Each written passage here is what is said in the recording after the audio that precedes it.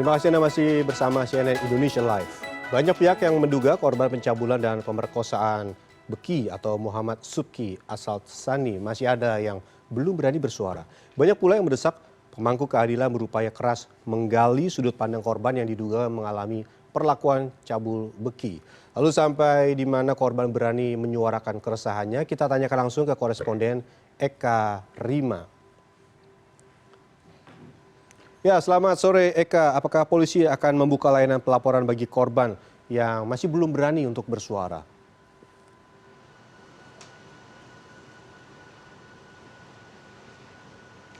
Ya, Benny, terkait layanan itu kami belum mendapatkan informasi apakah pihak kepolisian sudah membuka layanan tersebut. Tapi setidaknya tentu bagi korban atau bagi siapapun yang pernah mendapatkan perlakuan yang tidak semestinya atau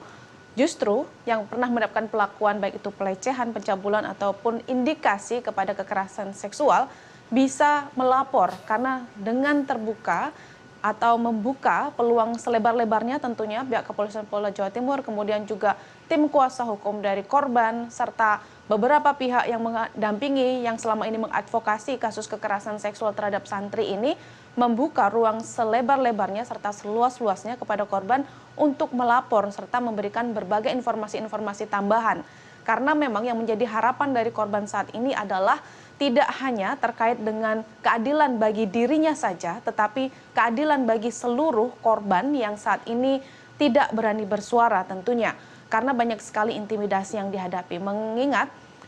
situasi yang ada di Kabupaten Jombang saat ini setelah 300 orang setelah penangkapan Muhammad Subki asal Sani dilepaskan oleh pihak kepolisian, satu hari kemudian masih ada himbauan-himbauan dan juga ajakan-ajakan untuk melakukan jihad atau untuk melakukan perang badar yang tidak diketahui tujuan dari himbauan-himbauan dan juga suara-suara serta provokasi ini diperuntukkan untuk apa, tetapi ini bagian dari upaya untuk melawan proses hukum yang saat ini sedang berlangsung. Dan indikasi itu langsung ditanggapi oleh pihak kepolisian Polres Kabupaten Jombang dengan memanggil salah satu santri dari pesantren Sidikiyah ini yang sempat memprovokasi jamaah-jamaahnya untuk melakukan aksi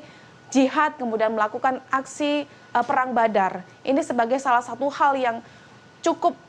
penting untuk diantisipasi oleh pihak kepolisian, juga oleh pihak pemangku kepentingan terkait dengan keamanan dan juga stabilitas yang berada di Kabupaten Jombang dan juga Provinsi Jawa Timur tentunya, bahwa hal-hal seperti ini harusnya dapat ditekan dan tidak dibiarkan berlangsung begitu saja karena ini kaitannya sangat berbeda dengan kasus yang berkaitan dengan Muhammad Subki asal Sani. Karena kasus kekerasan seksual dan juga indikasi-indikasi yang lainnya yang dilakukan oleh Muhammad Subki asal Sani ini kasus yang berbeda dengan kasus ujaran-ujaran yang dilakukan oleh santri-santri yang berada di Sidikiyah ini. Sehingga ini tidak boleh menjadi hal yang berimplikasi terhadap hubungan sosial masyarakat karena kasus hukum ini memang harus diadili. Itu yang diharapkan oleh korban dan juga beberapa saksi korban yang lainnya hingga saat ini yang belum berani bersuara. Jika saya mendapatkan informasi dari beberapa saksi korban yang mengatakan bahwa aksi-aksi yang dilakukan oleh Muhammad Subki asal Sani ini banyak dilindungi oleh santri-santri yang selama ini menjadi orang-orang kepercayaan Subki asal Sani. Ada 5 tersangka yang sudah ditetapkan oleh pihak kepolisian Polda Jawa Timur dan sudah diserahkan kepada kejaksaan juga. Dari 5 orang tersangka ini diharapkan nanti memang mampu membuktikan bahwa apa yang sudah dilakukan Muhammad Subki asal Sani ini dibuktikan dan diberikan keadilan sebesar-besarnya atau sebagaimana hukum yang sudah berlaku di Indonesia. Selain itu juga dari kegiatan yang berada di pondok pesantren ini diketahui bahwa ada aktivitas-aktivitas yang di sana diduga dengan aktivitas upaya untuk melakukan aksi-aksi pelecehan seksual mulai dari ritual kemben yang sudah disampaikan oleh korban, kemudian juga mulai dari beberapa aksi-aksi lainnya misalnya dengan meminta anak didiknya untuk menghisap rokok, kemudian juga mengkonsumsi beberapa hal yang tidak semestinya dilakukan oleh anak didik. Ini yang menjadi hal yang perlu diselidiki tentunya oleh pihak kepolisian dan juga beberapa pihak lainnya, baik itu kementerian terkait untuk bisa melakukan penyelidikan lebih intensif terkait bagaimana nasib dari anak-anak yang saat ini mendapat edukasi di Pondok Pesantren Sidikiyah ini. Ini yang perlu sangat diperhatikan karena memang dengan dicabutnya atau dengan ditundanya layanan dibatalkannya pencabutan izin dari pesantren Sidikiyah ini atau dari izin operasi pesantren Sidikiyah ini tentu menjadi salah satu hal yang berimplikasi terhadap tanggung jawab besar terhadap baik itu Kementerian Agama, juga Kementerian Pendidikan, kemudian Kemen PPA, dan juga beberapa koalisi-koalisi yang patut mengawasi bagaimana nasib anak-anak dan juga anak didik yang berada di dalam pesantren ini untuk bisa mendapatkan kepastian pendidikan yang baik, kemudian juga tidak disalahgunakan hak mereka sebagai anak, kemudian juga tidak ada perilaku-perilaku yang di sana melanggar kepentingan anak. Karena jika saya mendapatkan informasi yang dari dalam, beberapa bisnis yang dimiliki oleh keluarga besar dari Muhammad Subeki Asal Sani ini mulai dari perusahaan rokok, perusahaan air, kemudian juga perusahaan yang berkaitan dengan di sektor kesehatan, kemudian juga beberapa bisnis-bisnis lainnya, ini banyak melibatkan santri-santri yang di sana juga masih di bawah umur. Ini yang perlu dikaji, kemudian juga perlu dipantau secara intensif untuk tidak melibatkan anak-anak di bawah umur untuk beraktivitas dalam kegiatan-kegiatan bisnis yang menguntungkan dari keluarga besar Muhammad Subeki Asal Sani ini. Ini yang juga yang perlu dikaji dan juga diketahui oleh beberapa pihak di luar proses hukum yang saat ini sedang berlangsung. Sementara untuk proses hukum yang berlangsung sendiri yang rencananya pada tanggal 18 Juli besok maksud saya akan berlangsung sidang pembacaan tuntutan terhadap Muhammad Subeki Asal Sani ini.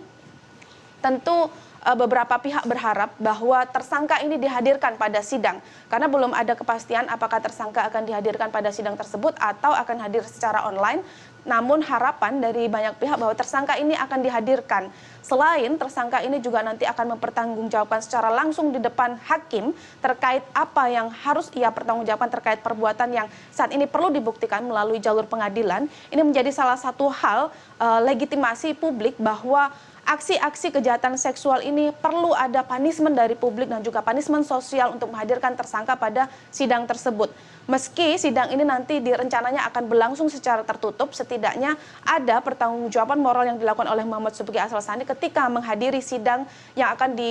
berlangsung pada Senin besok. Sementara untuk hal-hal lain yang berkaitan dengan perlindungan terhadap korban, Beni, saat ini korban memang beberapa masih belum mendapatkan rumah aman atau perlindungan secara seksama oleh Lembaga Perlindungan Saksi dan Korban. Namun jika saya mencoba mengkonfirmasi, hal ini masih diupayakan oleh LPSK dan beberapa pihak yang memberikan perlindungan terhadap korban dan juga saksi korban ini. Terkait mekanismenya nanti akan diatur dan juga disesuaikan bersama sebagaimana kepentingan-kepentingan dari korban dan juga saksi korban yang nantinya akan bersaksi pada persidangan-persidangan lanjutan yang dimungkinkan sekitar 1 bulan lagi nanti saksi dan juga saksi korban ini serta korban akan dihadirkan dalam persidangan. Ini yang menjadi hal yang perlu diperhatikan betul bahwa secara psikologi kemudian faktor keamanan dan juga faktor bagaimana korban-korban ini benar-benar mampu bersuara dan juga saksi korban memberikan penguatan pernyataan yang berkaitan dengan aksi kekerasan, pelecehan, pencabulan dan juga penyekapan yang dilakukan oleh Muhammad Subeki Asal Sani ini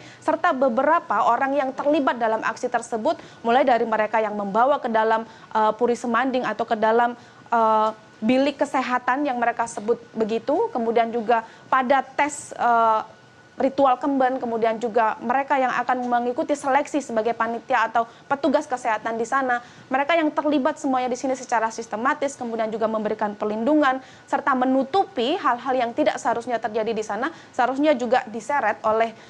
pihak penegak hukum ke dalam kasus ini. Di sisi lain juga ada dugaan beberapa santri atau juga anak didik di sana yang sempat menjadi korban dari Muhammad Subeki Asal Sani ini sempat hamil kemudian diminta untuk menggugurkan kandungannya dengan fasilitas yang ada di dalam pondok pesantren tersebut dan dengan orang yang sudah dipercaya oleh Muhammad Subeki Asal Sani untuk melakukan aksi pengguguran terhadap kandungan ini yang perlu juga digali dalam persidangan dan juga dicari bukti-buktinya serta diharapkan mereka yang mengetahui bahkan mengalami hal itu mampu bersuara untuk mencegah hal serupa tidak terjadi. Di sisi lain juga baik Kementerian Pendidikan dan juga Kementerian Agama untuk perlu mengkaji kembali dan juga mengevaluasi sistem pendidikan di pesantren kemudian juga di berbasis asrama untuk mengetahui siapa sih yang nanti akan menjadi pemimpin dari lembaga pendidikan ini, seperti apa latar belakangnya, sanadnya seperti apa atau sejarahnya seperti apa, kemudian kualitas pendidikannya seperti apa, karena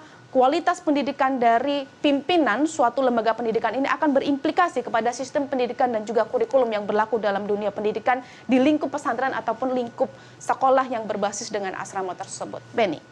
Ya, baik Eka Rima, kita tentu berharap petugas bisa mengusut tuntas kasus ini dan memberikan keadilan tentunya bagi para korban. Dan juga ada jaminan bagi para korban termasuk rumah aman dan juga pendidikan lanjutan. Terima kasih Eka Rima, melaporkan langsung dari Surabaya, Jawa Timur.